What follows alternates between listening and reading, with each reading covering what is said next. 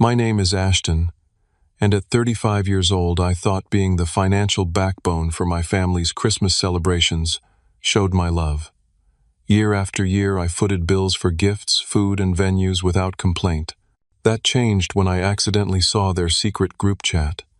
The words "Holiday Parasite" stared back at me, written by my own sister about me.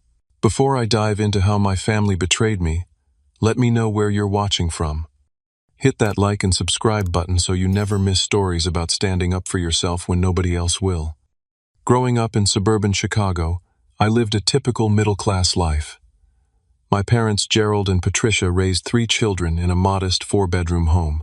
They worked hard, Dad as a high school math teacher, and Mom as a nurse at the local hospital. We never had extravagant things, but we never went without necessities either. Christmas was special, though. My parents somehow managed to create magical mornings with thoughtfully chosen gifts under our artificial tree despite their limited budget. Unlike my siblings, I took academics seriously from an early age. While my younger sister Cassandra was the social butterfly, and my older brother Marcus was the athletic star, I buried myself in books and dreamed of financial independence. This drive carried me through high school with honors and secured me several scholarships to Northwestern University, where I majored in finance. College wasn't easy financially. My scholarships covered tuition but little else. I worked 20 to 30 hours weekly at a campus coffee shop then, as an office assistant in the business department. Watching my peers party, while I balanced spreadsheets and textbooks, taught me discipline. I graduated with minimal debt and landed an entry-level position at a respected financial advisory firm in downtown Chicago. Over the next decade, I climbed steadily through determination and strategic career moves. By 30, I had become a senior financial advisor with a 6-figure income, a comfortable condo overlooking Lake Michigan, and investment portfolios that performed exceptionally well. My siblings took different paths. Marcus became a physical education teacher like our father, and Cassandra worked part-time at a department store while raising her children. Our family expanded through marriages and children. Marcus married Rebecca, a kindergarten teacher, and they had twin boys, Tyler and Brandon, now 11. Cassandra married Tom, who worked in construction, and they had a daughter, Emma, who just turned 9. My parents retired 5 years ago with Dad's teacher pension and Mom's modest retirement savings. I remained single, focused on building my career and financial stability. This became particularly important when my parents faced unexpected challenges during their retirement transition. Dad's pension wasn't stretching as far as they'd hoped, and Mom's medical expenses increased dramatically after her arthritis diagnosis. Their financial strain became apparent during Christmas planning 7 years ago. Over coffee one morning, Mom tearfully admitted they couldn't afford the usual family celebration. That moment changed everything. I immediately offered to cover Christmas expenses that year, insisting it would be my gift to everyone. What began as a one-time gesture evolved into an annual tradition. Each year I increased my Christmas budget as our family grew and expectations rose. Initially, I funded a modest celebration at my parents' house, with home-cooked meals and thoughtfully selected gifts. By last year, Christmas had transformed into an elaborate affair at a rented venue with catered meals and extravagant gifts. For each family member, I carefully selected presents valued between $200 and $500. The children received the latest gaming systems, designer clothes, and expensive toys. Adults received luxury items, designer handbags for the women, premium tech gadgets for the men, and high-end kitchen appliances or jewelry for my parents. Beyond gifts, I covered everything: a professionally decorated venue, with towering Christmas trees and elaborate light displays, gourmet catering for 20-plus people, including extended family professional photography sessions, and entertainment, including holiday musicians and activities for the kids. My Christmas spending ballooned to over $15,000 annually. The joy on everyone's faces made every dollar feel worthwhile. At least that's what I told myself. Looking back, I should have noticed the warning signs, how gift acknowledgments became briefer each year, how help setting up or cleaning disappeared, how conversations shifted from gratitude to expectations. Small comments should have alerted me. Is this the newest model when opening electronics? or Cassandra's annual gift list growing longer with specific brands and models, or Marcus complaining about last year's venue being too far from his house. My parents stopped offering to contribute anything beyond token decorations, instead making suggestions for improvements like better champagne or premium menu options. Despite these subtle red flags, I remained committed to creating perfect family Christmases. The memories of my childhood celebrations drove me to replicate that magic, only magnified by my financial means. I wanted my niece and nephews to experience spectacular holidays they would remember forever. I wanted my parents to enjoy luxurious celebrations after decades of sacrificing for us. I wanted to be the generous brother and son who made Christmas dreams come true. This desire to provide kept me blind to the evolving family dynamic, one where I slowly transformed from cherished family member to expected provider of holiday extravagance. Last Christmas marked a turning point, though I didn't recognize it immediately. The celebration cost me just over $15,000, an amount that even with my comfortable salary required advance planning and monthly setting aside of funds. I never complained about the expense, considering it an investment in family happiness and connection. The day itself followed our established pattern. I arrived early at the upscale venue I had booked, an elegantly renovated historic mansion with floor-to-ceiling windows overlooking a snow-covered garden. Professional decorators had transformed the space into a winter wonderland, with white-flocked trees, thousands of twinkling lights, and luxurious garland wrapping every banister. A 12-foot main tree dominated the great room, surrounded by carefully wrapped presents for everyone. My family arrived precisely when gift opening was scheduled to begin. Cassandra breezed in with Tom and Emma, immediately directing her daughter toward the largest packages. "Those are probably yours, sweetie. Uncle Ashton always gets you the best stuff." No hello, no offer to help with last-minute arrangements, no acknowledgement of the beautiful space I had secured. Marcus and Rebecca arrived next with the twins, who ran straight to the refreshment table. "Boys, grab whatever you want," Marcus called after them, then turned to me. "The caterer didn't bring those special desserts." I mentioned, "Did they? The ones from that bakery across town." This was the first I'd heard of any special dessert request, but his tone suggested I'd somehow failed by not anticipating it. My parents arrived last, Dad complaining about the parking situation, and Mom immediately settling into the most comfortable chair, announcing she was too tired to help with anything. The pattern continued throughout the day, family members engaging minimally with me but extensively with the gifts and amenities I provided. After presents were opened and exclaimed over, though with noticeably less enthusiasm than the price tags warranted, I noticed most family members glued to their phones, texting rapidly. Dinner was consumed quickly with complaints about small details, the turkey being slightly dry, the potatoes not exactly like Mom used to make, the wine selection lacking someone's preferred brand. Most concerning, within 30 minutes of dessert being served, Cassandra announced they needed to leave for another commitment. Marcus followed shortly after, claiming the boys were tired, though they seemed energetic enough running around with their new gifts.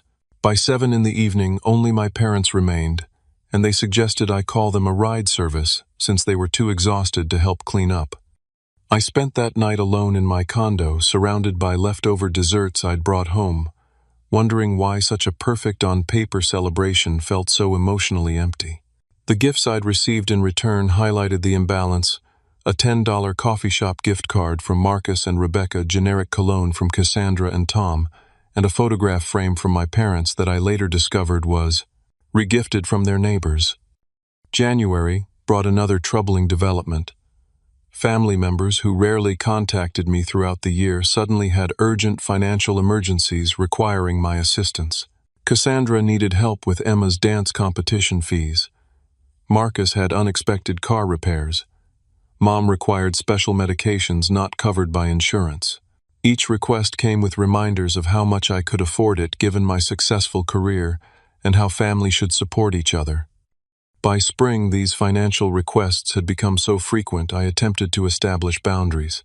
During a family Sunday dinner, I gently suggested creating a system where I could plan for family support rather than responding to constant emergencies. The reaction was immediate and hostile. "So you're keeping score now," Cassandra snapped. Must be nice to worry about budgeting when you have so much, Marcus added sarcastically. Mom looked disappointed. I thought we raised you to be generous, Ashton. Family doesn't keep tallies. Their reactions left me speechless and doubting my own perspective. Was I being selfish? Was this normal family support? I retreated from the conversation, apologized for bringing it up, and continued addressing their financial needs when asked. Summer brought early discussions about Christmas much earlier than usual. During a July barbecue at my parents' home, Cassandra casually mentioned she had taken the liberty of researching venues for Christmas. The Lakeside Manor has this amazing Christmas package, she explained, showing me brochures on her phone. It's a bit pricier than last year, but they have actual reindeer for the kids to pet and a gourmet 7-course dinner. When I checked later, the package started at $20,000 before adding gifts or extras. Marcus joined the conversation with his own suggestions: personalized Christmas stockings from an artisan weaver for everyone, professional family portraits in coordinated holiday attire, possibly hiring a celebrity Santa impersonator he'd seen advertised. My parents nodded approvingly at these suggestions while adding their own perhaps vintage champagne this year, or hiring a car service to transport everyone instead of dealing with parking. Not once did anyone acknowledge the increasing costs or offer to contribute. When I carefully mentioned the significant price increase from previous years, the response was unified dismissal. You always figure it out, Ashton. It's just once a year. Don't you want the kids to have magical memories? The subtle manipulation worked.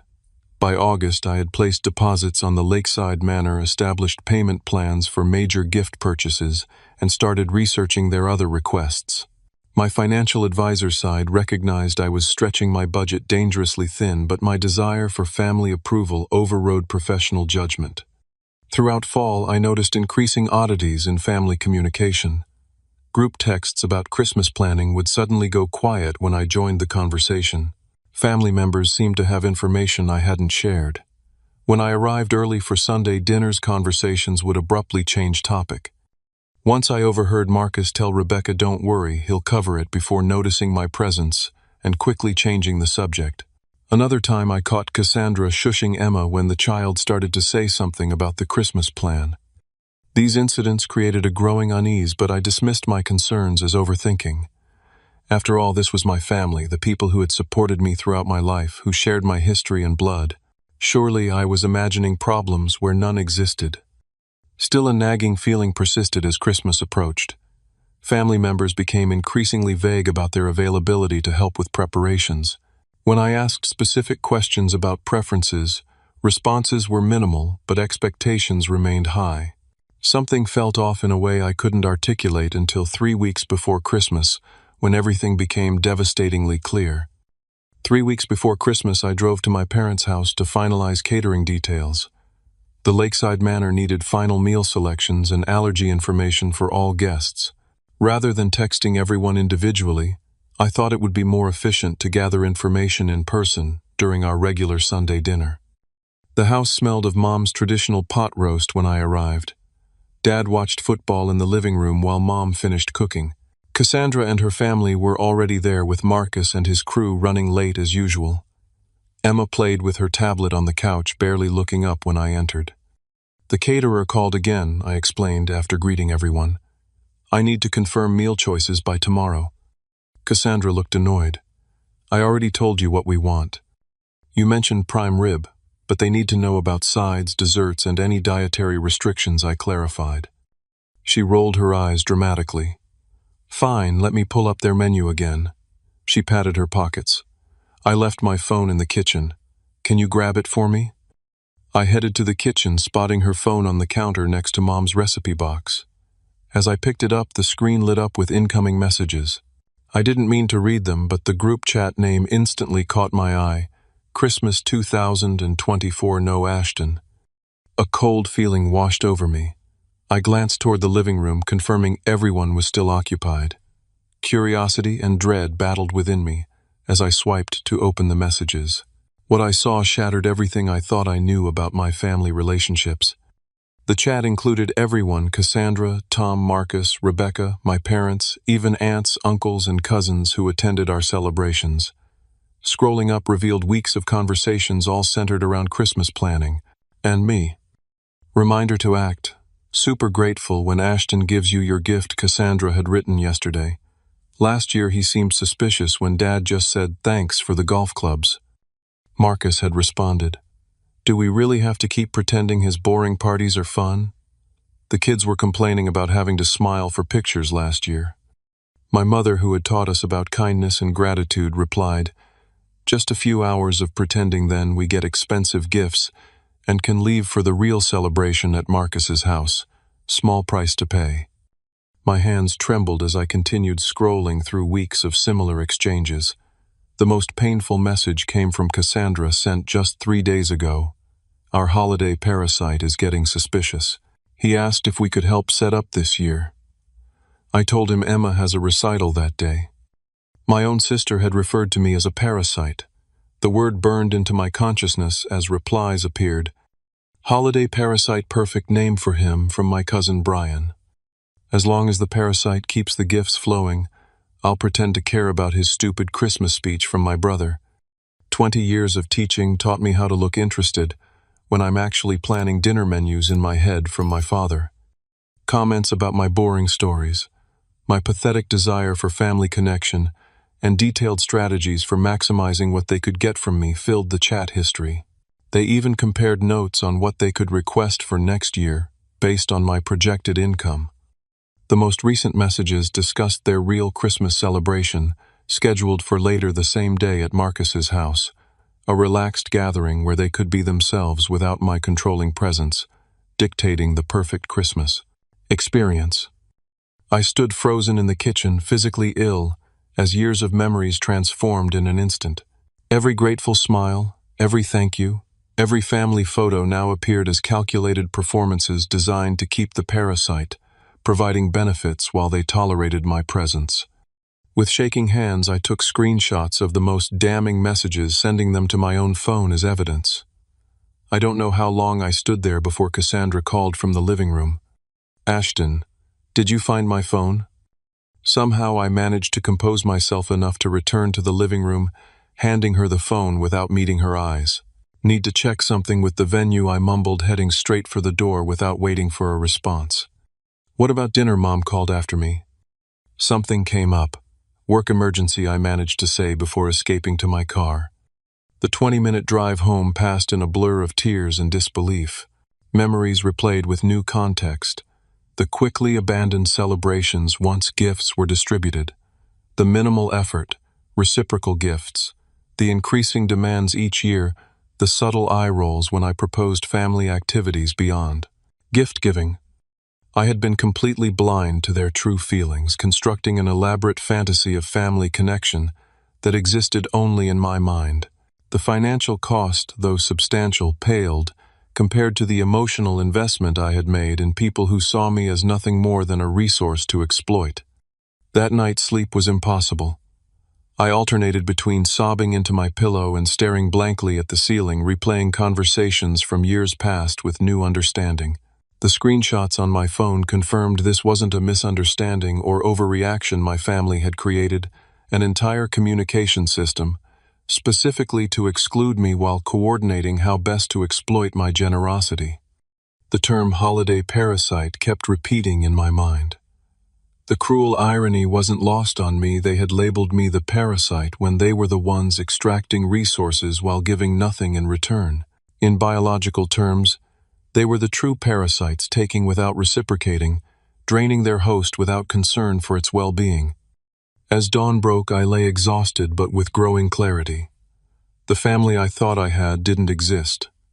The love and connection I believed I was fostering through generosity was entirely one-sided. Every Christmas memory I cherished was for them merely a performance to ensure continued benefits. The pain was excruciating, but something else emerged alongside it. A quiet, simmering anger that would ultimately give me strength to break free from this toxic pattern once and for all. Morning arrived after a sleepless night, finding me hollow-eyed and emotionally raw. The screenshots on my phone confirmed yesterday's discovery wasn't some terrible nightmare. My family, the people I'd loved and supported unconditionally, had been using me while mockingly calling me a holiday parasite behind my back. I called my office something I'd never done in 10 years of employment. I need to take a personal day. I told my assistant, my voice barely recognizable even to myself. Concern colored her response, but I assured her I'd be fine tomorrow. That was a lie. I had no idea how I'd ever be fine again. Alone in my apartment, I alternated between numbness and waves of agonizing pain. One moment I'd stare blankly at the wall. The next I'd dissolve into tears, reviewing the screenshots, reading each cruel message from people I thought loved me. The betrayal felt physical, like someone had reached into my chest and crushed my heart with bare hands. By noon, I recognized I needed professional help to process this trauma. I had been seeing Dr. Simon, a therapist, for occasional anxiety management sessions related to work stress. This situation warranted an emergency appointment.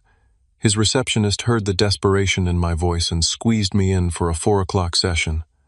Dr. Simon's office had always felt like a sanctuary, warm lighting, comfortable furniture, the subtle scent of sandalwood. Today it couldn't penetrate my fog of betrayal and grief. I wordlessly handed him my phone with the screenshots displayed. His expression remained professional as he reviewed them, but his eyes reflected genuine concern when he looked up. "Ashton, I'm truly sorry you've experienced this. This is an extraordinary breach of trust from multiple family members simultaneously." The validation, hearing someone confirm this wasn't normal or acceptable family behavior, broke something inside me. I sobbed openly for several minutes, while Dr. Simon waited patiently, occasionally offering tissues. When I could speak again, I poured everything out: the years of funding Christmas, the increasing demands, the subtle signs I'd missed, and the devastating discovery. Was I just a complete fool? How did I not see this? "You weren't foolish, Ashton. You were trusting," Dr. Simon countered gently. "You operated from a place of genuine love and generosity. They took advantage of that goodness in you. The failure of character here is entirely theirs, not yours." We discussed the psychological patterns at play, how my childhood experiences had created a deep need for family approval, how my financial success had become my primary method of securing connection, how my family had gradually exploited this vulnerability. "What do I do now?" I asked, feeling completely lost.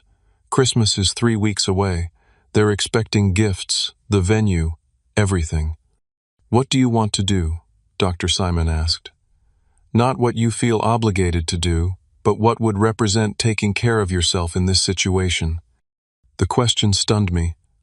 I'd spent so many years considering everyone else's wants and needs that considering my own felt almost forbidden.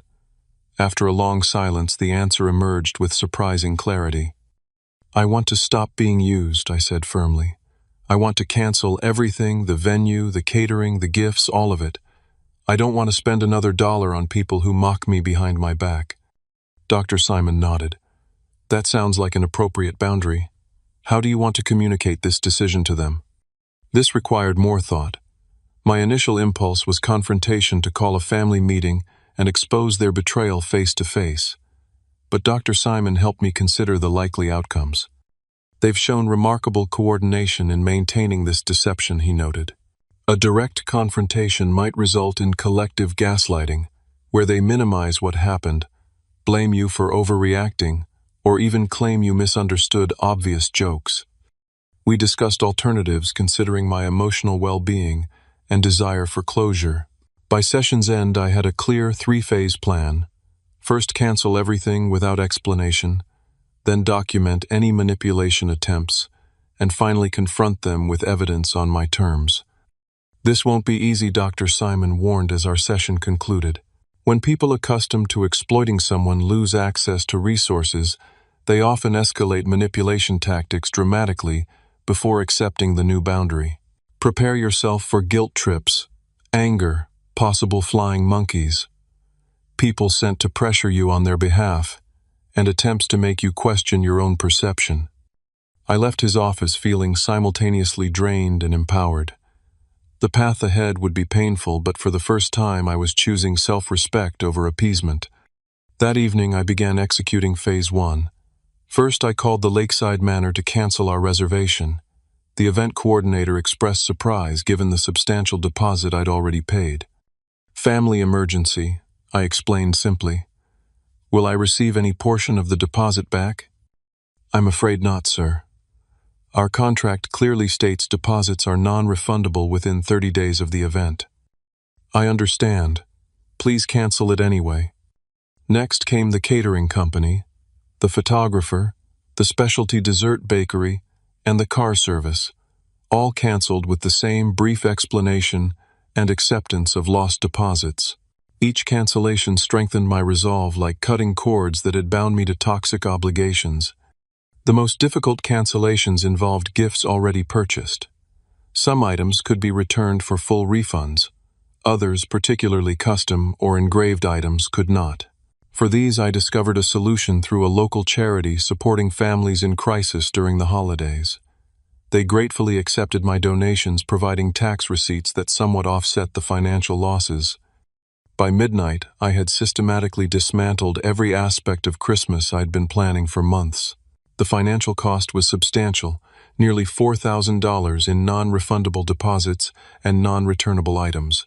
Yet this felt like a bargain compared to the $15,000 plus I would have spent completing the celebration, not to mention the incalculable cost to my dignity and emotional well-being. Predictably, my phone began buzzing with notifications around 10 the following morning. The venue had contacted my mother as the secondary point of contact, informing her of the cancellation. This triggered a cascade of messages and calls from family members. There must be some mistake with the venue. Mom, the caterer said you canceled everything. Call me as soon as possible. Cassandra, what the hell is going on? The boys are counting on those gaming systems. Marcus. I read each message but responded to none, documenting everything as Dr. Simon had advised. The tone shifted rapidly from confusion to concern to entitlement and anger as hours passed without my response. This isn't funny, Ashton. Fix this now. Cassandra. Mom is crying because of whatever game you're playing. Marcus. Son, whatever's bothering you, we can talk about it. But the Christmas arrangements need to be sorted immediately. Dad. By evening, the messages became increasingly manipulative, hitting every emotional trigger they'd successfully used in the past. Emma cried when I told her Christmas might be canceled. How can you do this to an innocent child, Cassandra? After all, we've done for you growing up. This is how you repay us, Mom. If this is about money, you should have said something, instead of ruining Christmas for everyone. Marcus. Their coordinated pressure campaign might have worked before. Now seeing the transparent manipulation attempts only strengthened my resolve and justified my decision. They weren't concerned about me or my feelings, only about what they would no longer receive. The silence I maintained was profoundly uncomfortable yet necessary. Every instinct conditioned over years screamed to respond, to fix things, to apologize for disrupting their expectations. Resisting those urges required constant reminding myself of the holiday Parasite chat and the years of exploitation it represented. That night I received notification of a new group chat being created, Christmas emergency. Where is Ashton, which excluded me but was visible through cloud synchronization on my iPad. They were coordinating a response to my silence, planning an intervention of sorts, with my brother volunteering his house for an emergency family meeting the following evening. Their messages confirmed everything Dr. Simon had predicted. They were banding together to formulate the most effective manipulation strategy, completely unaware that I could see their planning in real time. This inadvertent transparency steeled me for the next phase of my response, which would shatter their illusion of control permanently. The notification for the Christmas emergency family meeting appeared on my phone Wednesday evening, sent by my mother to everyone except me. The message stated simply, Marcus's house, 7 tomorrow evening. We need to figure out what's wrong with Ashton and salvage Christmas. Bring any communications you've had with him recently. They were gathering to strategize without realizing I could see their plans. This provided the perfect opportunity for the confrontation on my terms, digital, rather than in person, preventing them from using physical presence to intimidate or emotionally manipulate me. I spent Wednesday evening preparing carefully. First, I created a new group chat including every family member who had participated in the holiday Parasite conversation. Then, I organized my evidence screenshots of their most hurtful messages, photos documenting years of one-sided gift exchanges, spreadsheets detailing my Christmas expenditures for the past 5 years. I also drafted my message editing ruthlessly to ensure it communicated facts without giving them emotional ammunition to dismiss me as overreacting.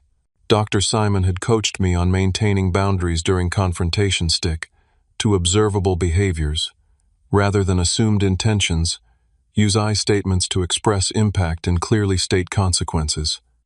At precisely 7:15 Thursday evening, allowing them 15 minutes to gather at Marcus's house, I sent the first message to my new group chat. I've seen everything in the Christmas 2024 No Ashton group chat. I know what you really think of me. 3 dots appeared immediately as multiple people began typing responses, but I continued sending messages before they could respond. Screenshot of Cassandra calling me holiday parasite. Screenshot of Marcus discussing how to maximize gifts. Screenshot of parents dismissing my Christmas speech. Screenshot of plans for real. Celebration after getting gifts. I followed these with a simple statement: Christmas is canceled, permanently. All reservations and orders have been canceled, and gifts returned or donated. The response was immediate chaos. My phone exploded with incoming calls and individual text messages which I ignored in favor of continuing my planned communication in the group chat. For 5 years, I've spent an average of $13,000 annually on Christmas celebrations for this family. I've attached a detailed breakdown of costs for anyone who's interested in the exact figure. Next came the photo evidence images of elaborate celebrations I'd funded, juxtaposed with the token gifts I'd received in return. Pictures of me setting up venues alone, while timestamps showed family arriving just in time for gift distribution. Documentation of damaged or unused gifts I'd discovered during visits to family homes. I believed I was creating meaningful family memories. Now I understand I was simply being exploited for financial gain while being mocked behind my back. The incoming messages shifted from denial to damage control. Those messages were just jokes. Ashton, Cassandra, you're completely misunderstanding Marcus. How could you invade our privacy like this, Mom? Their attempts to flip the narrative and make me the villain only confirmed I'd made the right decision. I continued with my final message. I won't be funding any future family events or responding to financial emergencies. I'm taking a complete break from family communication for the foreseeable future. Any attempts to contact me through friends, colleagues, or showing up at my home will result in further distance, not reconciliation. With that, I muted the chat and switched my phone to Do Not Disturb mode. The immediate barrage of notifications was visible but unable to penetrate the quiet calm that had settled over me. For the first time in years, I felt unburdened by expectations, free from the constant need to please people who had never truly appreciated me. Within an hour, the inevitable escalation began. Flying monkeys appeared in the form of extended family members, not directly involved in the worst comments. Your mother is hysterical. Whatever they did, they're still your family. Aunt Linda. The kids shouldn't suffer because of adult problems. Uncle Robert, Christmas is about forgiveness. Cousin Beth. These messages received the same silence as the others. I had established my boundary and had no obligation to justify it repeatedly to people who had stood by while I was exploited. The most dramatic attempt came around 9 that evening, when my doorman called to inform me my entire immediate family was in the lobby, demanding to see me. Please tell them I'm not available, and they should respect my clearly communicated wish for space, I instructed him. They're causing quite a scene, sir, he said uncomfortably. Then please inform them that if they don't leave immediately, you'll be forced to call security. I've already shared documentation of their harassment with building management. This was a bluff but an effective one. The doorman reported they left shortly after, though not without my sister loudly declaring I was mentally unstable, and my brother suggesting they might need to call for a wellness check. These threats might have frightened me before, but Dr. Simon had prepared me for exactly this type of escalation. When manipulators lose control, they often resort to suggesting the boundary setter is mentally unwell, he'd explained. It's a common tactic to undermine your credibility and regain access. The following day brought a new approach, a carefully crafted email from my father copying everyone in the family. It struck a conciliatory tone, while subtly reinforcing their narrative. Son, we're deeply sorry you felt hurt by our private conversations. We sometimes use inappropriate humor to release the stress of the holiday season, never intending for you to see those thoughtless comments. Your generosity has always been appreciated, perhaps not expressed adequately. Please reconsider your decision, not for the adults who have clearly hurt you, but for the innocent children who don't understand why their uncle suddenly doesn't want to see them. The manipulation was textbook, minimizing their actions, inappropriate humor, centering their intentions over impact, never intending offering inadequate apologies, sorry you felt hurt rather than sorry we hurt you, and using children as emotional leverage. Most tellingly, the focus remained on salvaging Christmas rather than repairing the relationship. I drafted a simple reply, sending it only to my father. I'm not making any decisions about future family contact at this time. I need space to process the profound breach of trust that has occurred. Please respect this boundary. His response revealed everything about their priorities. But what about Christmas? The children have expectations. I didn't reply. The consistent centering of gifts and celebrations over my emotional well-being confirmed I'd made the right choice in stepping back from these relationships. Over the weekend, the approaches diversified. Cassandra sent tearful voice messages begging forgiveness. Marcus attempted intimidation, suggesting my mental breakdown might necessitate intervention. My mother cycled between guilt-inducing reminiscences of sacrifices made for me in childhood and anger at my cruelty in punishing everyone. Throughout this emotional onslaught, I maintained my boundary of distance while documenting everything. Each manipulative attempt only validated my decision and strengthened my resolve to create healthier relationships moving forward, whether with these family members after genuine change or with chosen family who would value me for more than financial provision. The weeks following my confrontation brought waves of emotional turmoil interspersed with surprising moments of peace. Maintaining distance from my family during a season traditionally centered on togetherness proved both challenging and unexpectedly liberating. The first weekend after the confrontation, my apartment intercom buzzed repeatedly as various family members attempted unannounced visits. Each time I instructed building security to deny access and document the attempts. By Sunday evening, management had added a special note to my apartment file restricting family visitors unless specifically pre-approved by me. Social media became another battlefield. Passive-aggressive posts appeared on my family members' pages vaguely referencing holiday heartbreak and ungrateful relations. Cassandra shared a lengthy post about forgiveness during Christmas that, while never naming me directly, was clearly aimed at portraying herself as the wounded party seeking reconciliation with an unreasonable relative. More concerning were the direct approaches to my colleagues and friends.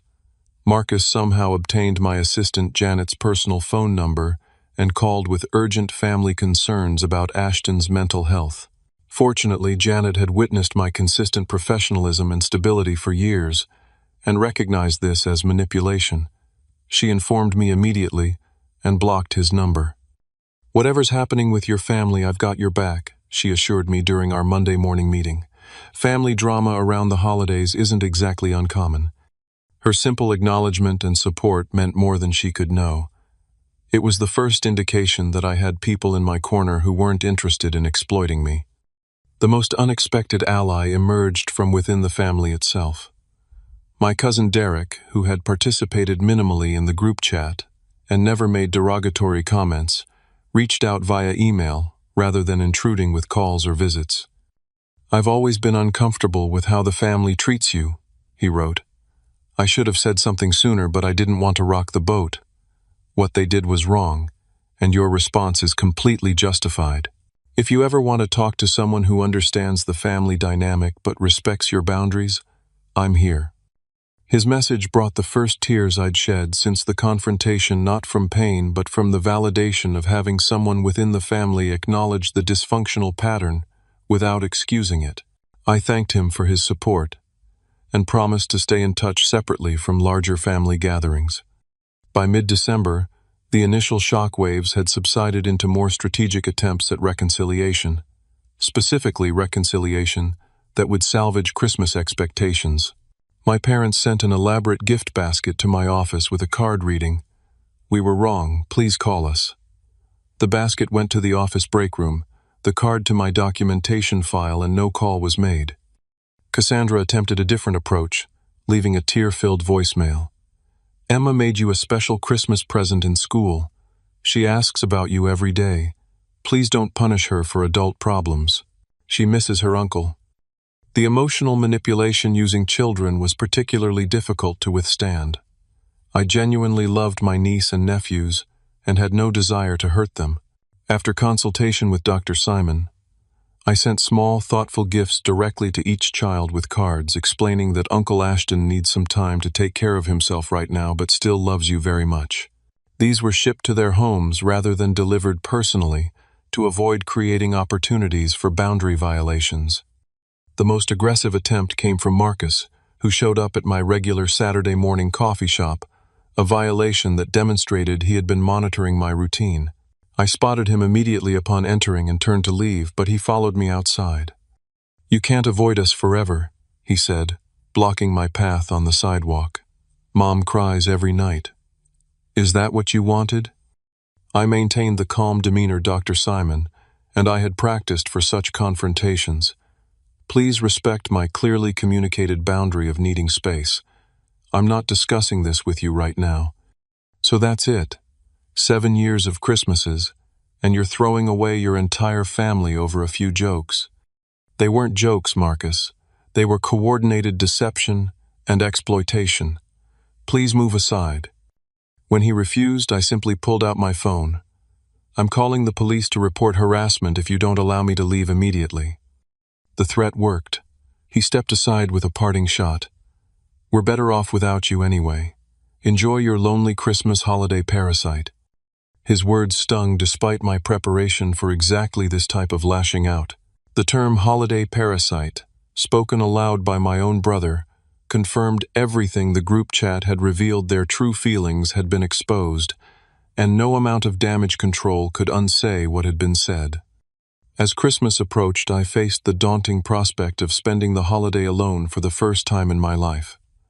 The isolation might have crushed me, had a surprising invitation not arrived from Janet, my assistant.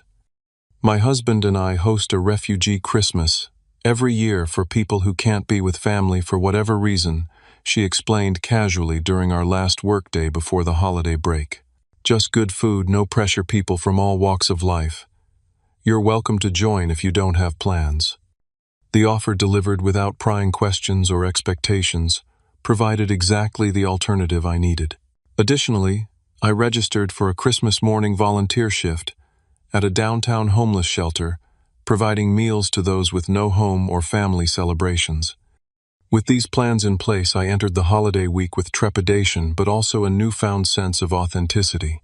For the first time in years, I wouldn't be performing the role of generous provider for people who secretly resented me. Whatever emotions the holiday brought, they would at least be genuine. The final family attempt at contact came Christmas Eve morning. A group text from my mother, including everyone: "Our door is open if you change your mind. Family should be together at Christmas." I didn't respond, but the message sparked an important realization. Their conception of family was fundamentally transactional, based on what members could provide rather than unconditional connection. My refusal to continue providing financial benefits had effectively terminated my value in their family system. This clarity, while painful, was ultimately liberating. It freed me from the impossible task of earning love through material provision, a game rigged to ensure I would always give more than I received. That night, I slept peacefully for the first time in weeks, ready to experience a different kind of Christmas, one built on authentic connection rather than exploitation and performance. Christmas morning arrived with gentle snowfall outside my apartment windows. For the first time in years, I woke without the pressure of orchestrating a perfect family celebration. No last-minute gift wrapping, no early setup at venues, no carefully timed schedule to manage, just quiet reflection and the freedom to honor the day in ways meaningful to me. I dressed warmly and headed to the downtown shelter for my volunteer shift. The community center buzzed with activity, other volunteers preparing food-setting tables, arranging donated gifts for distribution. The coordinator, a gray-haired woman named Marion with kind eyes and efficient movements, welcomed me with a brief orientation. "First time volunteering with us on Christmas?" she asked while showing me where to store my coat. "First time volunteering anywhere on Christmas," I admitted. "Usually I'm busy with family." She nodded without prying. "Well, you'll find different kind of family here today, one bound by giving rather than blood." Her words proved prophetic. Throughout the morning, I worked alongside strangers who quickly became companions in service. We served meals, distributed small gifts, and simply sat conversing with shelter residents who had nowhere else to go during the holidays. One elderly man named Walter particularly affected me. After I served him breakfast, he asked if I could sit for a moment. His weathered face had seen decades more hardship than mine, yet he radiated a peaceful wisdom. "Not to pry," he said after we exchanged basic pleasantries, "but you've got that look." "What look?" "The one that says you're running from something that hurt you bad. Seen it plenty in the mirror." He sipped his coffee thoughtfully. "Family." I nodded, surprised by his perception. "Figured. Holidays have a way of magnifying family wounds." He patted my hand briefly. "Whatever they did, remember something important: blood makes you related, but love and respect make you family. Sometimes the family you build matters more than the one you're born to." His simple wisdom brought tears to my eyes. This man, who had so little in material terms, offered profound emotional insight without judgment or expectation. Our brief interaction shifted something fundamental in my understanding of connection. After completing my volunteer shift, I returned home to shower and change before heading to Janet's refugee Christmas gathering. Her modest suburban home welcomed me with warm lights and the scent of multiple culinary traditions mingling ham, curry, tamales, and dishes I couldn't identify. Come in," Janet greeted me at the door. "Everyone brings something from their own tradition. It's potluck chaos, but somehow works." I'd brought an expensive bottle of wine, suddenly feeling awkward about its price tag in this unpretentious setting. Janet accepted it with the same casual grace she showed at work. "Perfect. We've got quite the international crowd today. About 15 people total, all with their own reason for being family-free on Christmas." The gathering included an international student unable to travel home, a nurse working holiday shifts at the nearby hospital, an older couple estranged from their children over political differences, and several others with unique situations. No one pressed for details about why others were there. Instead, conversations flowed naturally around careers, hobbies, travel experiences, and occasional gentle jokes. Midway through the evening, Janet's husband Tom raised a toast to found family, the people who choose us and whom we choose in return. May we always recognize the gift of genuine connection. The simple sincerity of the moment contrasted sharply with the elaborate but hollow celebrations I'd funded for years. Here, with no expensive venue, no coordinated decorations, and no lavish gifts, I experienced more authentic warmth and inclusion than all previous Christmases combined. I returned home that night with a profound sense of peace. My phone showed dozens of missed calls and messages from family members, alternating between guilt trips, angry accusations, and transparent attempts at reconciliation, focused primarily on what they had lost materially, rather than emotional. Repère.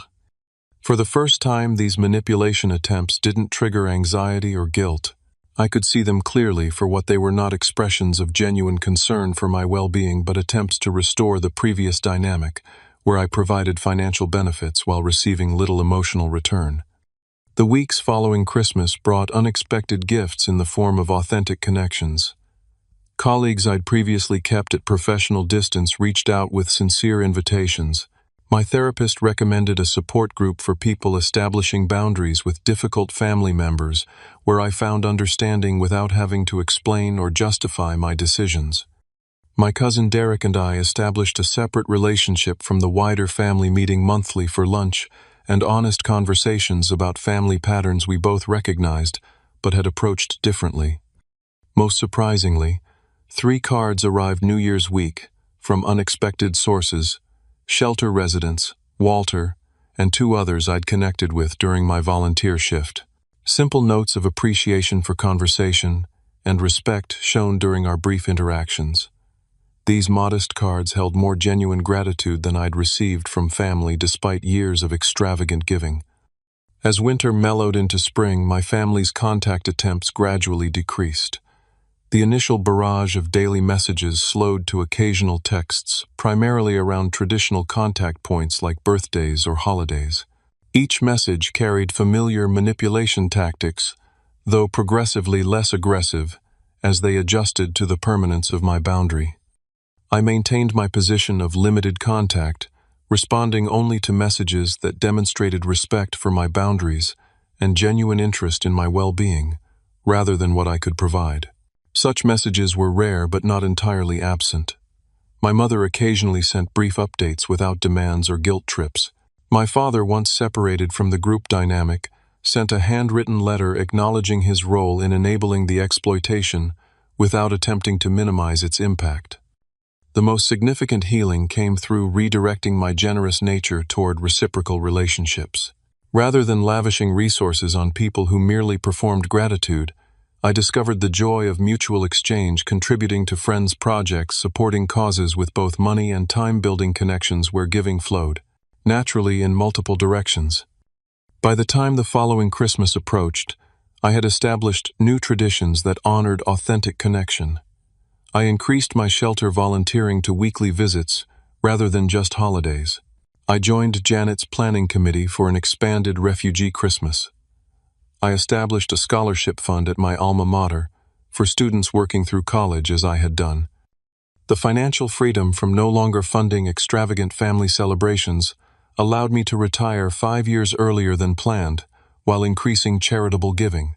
The emotional freedom from breaking exploitative patterns permitted authentic relationships based on mutual respect rather than performance and extraction. When I reflected on the painful journey from holiday parasite to self-respect, I recognized several profound life lessons. First, generosity should flow from genuine love, not obligation or attempts to purchase connection. When giving becomes expected rather than appreciated, it transforms from generosity to exploitation. Second, family connections should involve mutual support rather than one-sided provision. True family, whether biological or chosen, contributes to each other's well-being, rather than draining one member for collective benefit. Third, healthy relationships require boundaries. My unwillingness to establish limits had enabled increasingly exploitative behavior. Setting boundaries wasn't selfish, it was necessary for authentic connection. Fourth, self-respect sometimes requires walking away from toxic dynamics, even when culturally conditioned to preserve family relationships at all costs. The courage to step back created space for healthier connections to develop. Finally, healing comes through building relationships based on mutual respect rather than isolation. The answer wasn't avoiding all connection due to past betrayal, but carefully cultivating connections where authenticity and reciprocity flourished. 1 year after discovering that devastating group chat, I sat in my living room with a small gathering of genuine friends, raising glasses to celebrate the holiday.